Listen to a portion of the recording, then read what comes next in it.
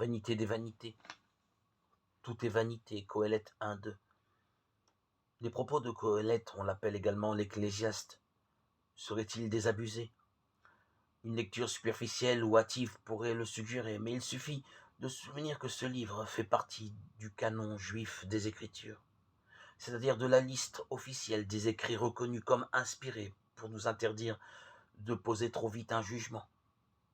À vrai dire, les Juifs qui ont établi cette liste à la fin du 1er siècle de notre ère ont débattu largement autour de ce livre précis, car l'auteur n'affiche pas sa foi dès les premières lignes. Sur un ensemble de 222 versets répartis en 12 chapitres, la très grande majorité semble, à première vue, pessimiste. Je me suis tourné vers toutes les œuvres qu'avaient faites mes mains et vers le travail que j'avais eu tant de mal à faire. Eh bien, tout cela est vanité et poursuite de vent. On n'en a aucun profit sous le soleil. Coëlette 2, 11. Ce thème est longuement développé en évoquant toutes les activités humaines pour aboutir toujours à la même conclusion.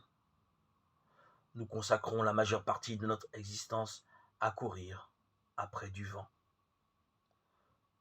Pour donner plus de poids à sa réflexion, à sa prédication, devrait-on dire, l'auteur du livre se présente sous le nom du roi Salomon, qui fut plus grand que lui en Israël par ses réussites, ses richesses, sa sagesse. La conclusion n'en a que plus de poids.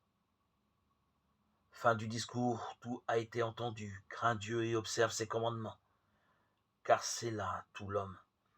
Dieu fera venir toute œuvre en jugement sur tout ce qu'elle recèle de bon ou de mauvais. Coëlette 12, versets 13-14.